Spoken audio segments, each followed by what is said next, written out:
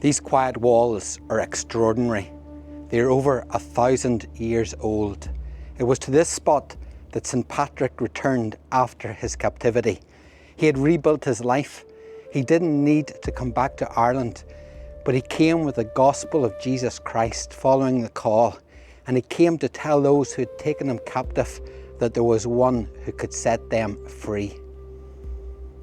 Listen to what he tells us in his own words. My name is Patrick, a servant of Christ in Ireland. Looking back over my life, this I know. What I am, I received as a gift from God. This is my confession. I could have hated this land.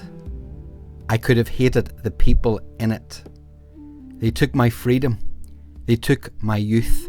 They took everything. But the Lord did not put hate in me. He put something else instead. He put love. Love for the very ones who kept me in chains, who fed me nothing but cold ground and silence. And even them, even those, he asked me to pray for, and I chose to do it.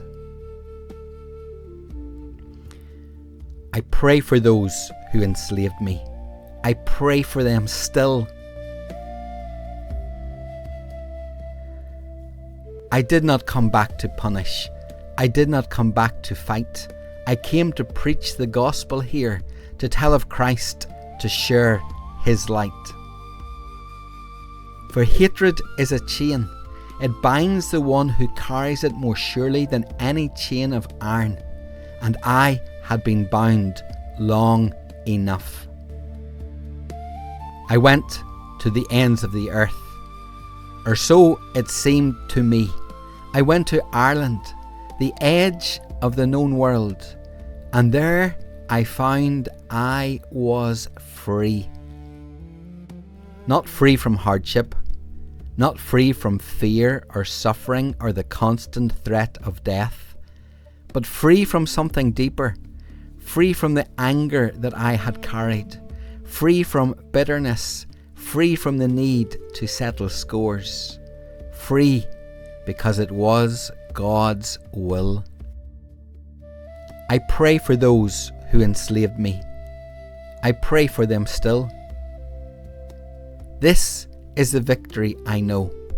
Not that I conquered, not that I won some battle or claimed some ground, but that I loved the ones who hurt me, because the Lord told me to be done with bitterness, with pride, with keeping score. And I laid it all aside, not because I am a good man, I am not, but because the Lord opened wide the door in me that I had closed, the same door he opened long ago in captivity, in the cold, in silence. He opened it, and he let the light flow in. I pray for those who enslaved me. I pray for them still.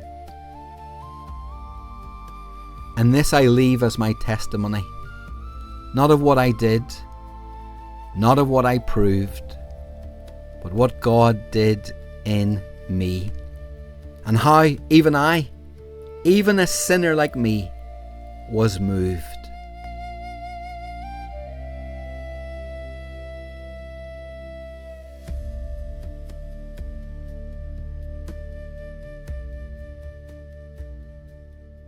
Most of the landscapes you've seen in this episode were filmed here on the hill of Skerry Old Church, just across the Braid Valley from Slemish mountain.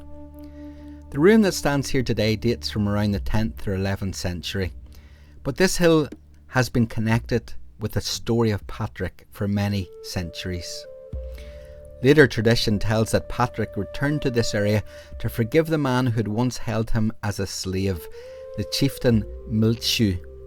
The story says that Milchu, unable to face Patrick, ended his own life, and that Patrick planted a church here on this hill. How much of that story is history and how much is memory, we can't say. But we do know this: Patrick returned to the people who once enslaved him, not with anger, but with the love of God. And perhaps that is the truest part of Patrick's story, that the man who once longed to escape Ireland returned to it carrying nothing but the gospel of Jesus Christ, and that changed everything.